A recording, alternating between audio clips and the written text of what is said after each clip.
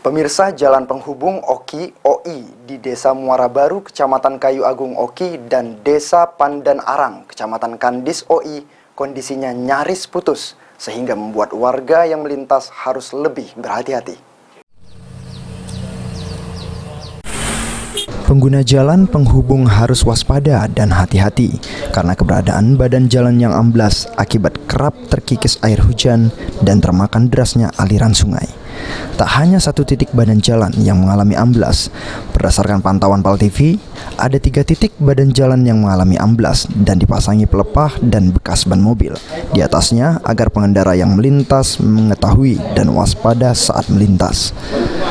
Salah seorang pengendara mobil yang melintas, Juni, mengaku khawatir dengan kondisi badan jalan yang sudah mulai mengalami retak dan amblas di bagian pinggirnya.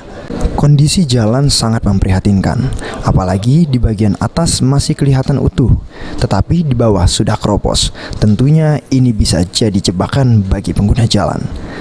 Menjelang Hari Raya Idul Fitri, kendaraan melintas menjadi meningkat dikarenakan mobilitas kendaraan yang melintas dipastikan lebih ramai. Kerusakan jalan ini sudah berlangsung bertahun-tahun dan sampai sekarang belum juga diperbaiki. Padahal jalan ini merupakan akses penghubung antar Kabupaten Oki OI.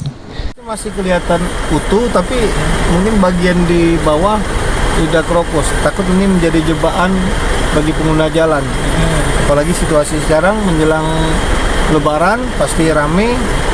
Kalau tidak ada antisipasi atau tanda-tanda yang bisa mengamankan posisi jalan ini berbahaya bagi pengguna jalan.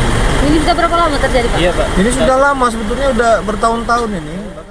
Masyarakat sudah lama menginginkan jalan bagus kembali dan kami tidak perlu khawatir lagi ketika melintas. Ahmad Romawi, PAL TV.